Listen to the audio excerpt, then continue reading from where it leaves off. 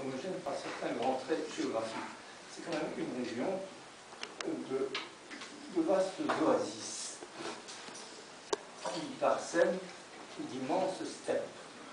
Donc, pour résumer les choses, c'est une région qui se prête remarquablement aux invasions, contrairement aux pays européens dans lesquels le réseau des montagnes, le réseau des fleuves, le réseau et l'ensemble des forêts rendent les invasions difficiles.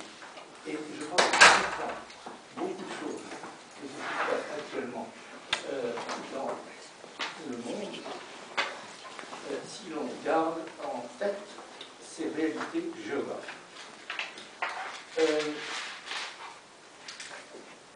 Ce à quoi nous assistons dans les régions considérées, c'est à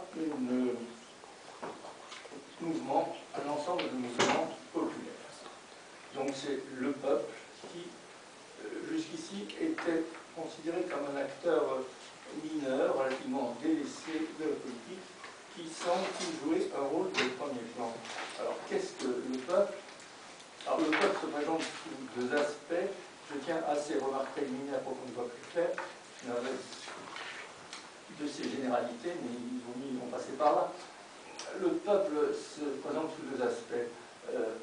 Celui que les Grecs nomment le démos et celui que les Grecs nomment l'ethnos. Et tout ça en français par peuple.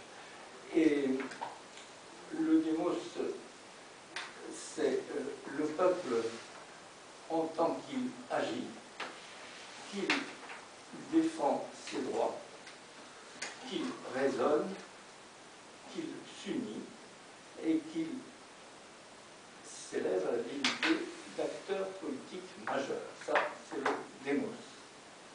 Mais le démos fait partie de l'ethnos. Et l'ethnos, c'est le peuple en tant qu'il préserve une identité, en tant qu'il se défend contre les agressions extérieures, en tant qu'il rassemble les populations qu'il compose selon des mots d'ordre simples, essentiellement avisés, essentiellement défensifs.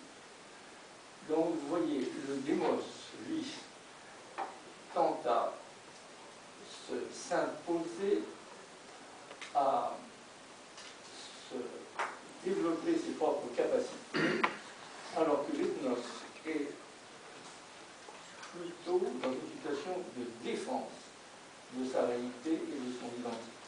Donc le démos